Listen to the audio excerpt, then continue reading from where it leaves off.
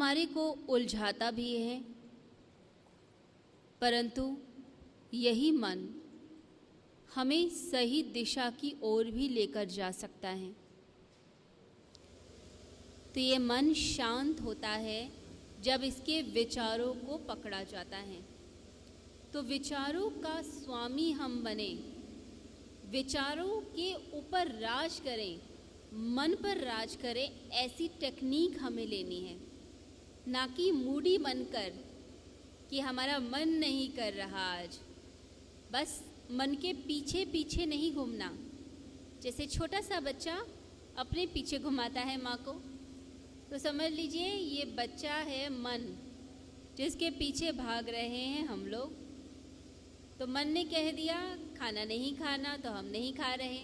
मन की इच्छा है घूम के आ जाते हैं, तो घूम के आ गए। तो मन हमारा स्वामी हो गया, हम मन के स्वामी नहीं हैं। यदि मन कहता है ये नहीं करो और वो चीज़ करने से लाभ होता है तो आपको करना चाहिए।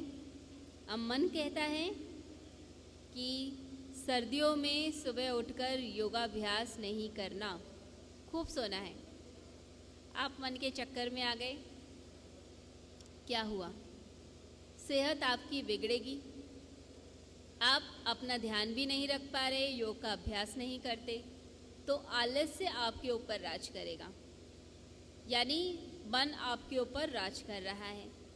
और यदि कोई साधक मन की ना सुने कि सुबह उठना है, योगाभ्यास करना है, सुबह उठना है, ध्यान पूजन करना है, परमेश्वर का नाम लेना है, सत्संग में जाना है, तो समझ लीजिए भला किसका होगा? आप सभी का भला होगा। तो आप पर निर्भर करेगा कि आप मन के गुलाम बनते हैं या फिर आप मन के स्वामी बनते हैं। उस शक्ति को अपने कंट्रोल में लेकर आइए। तो मन को कंट्रोल में लाने का उपाय है ध्यान।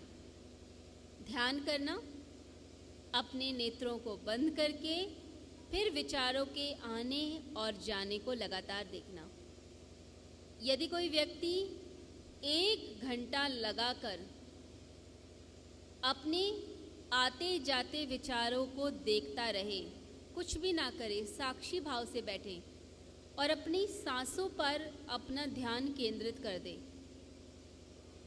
तो उस व्यक्ति के अंदर इतनी ऊर्जा उत्पन्न होगी कि उसे कुछ और करने का प्रयास नहीं करना पड़ेगा। इतनी शक्ति उसके अंदर अपने आप जनरेट होने लग जाएगी। करना क्या है? बस चुपचाप विचारों का आना और विचारों का जाना देखना है, कुछ भी नहीं।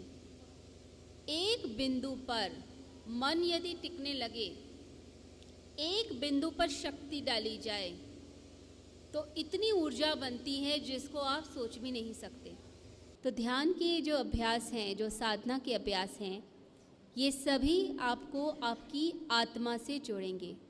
तो शरीर के तल पर जब साधक अपने शरीर को रिलैक्स कर लेता है, अपने शरीर के रोगों को दूर कर लेता है, उसमें अमृत घोल देता है और उसके बाद अपने मन पर प्रयोग करता है, मन को साधता जाता है, मन पर संयम स्थापित करके संतुलन बनाते हुए जब वह आत्मा के तल को छूना शुरू कर देता है, उस समय उसके अंदर जो शक्ति आती है, उसके अंदर जो तेज आता है, वो तेज सूर्य के प्रकाश के समान होता है।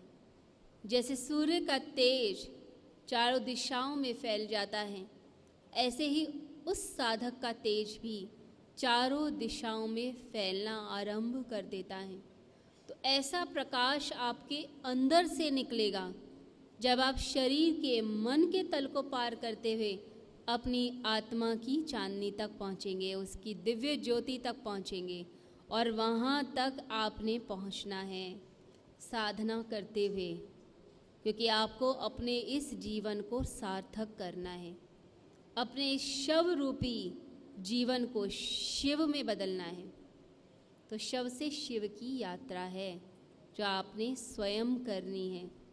और इस यात्रा में आपके साथ आपका गुरु है और आपकी अपनी प्रज्ञा शक्ति है, अपनी बुद्धि है, जिसका प्रयोग करके आप आगे जाएंगे।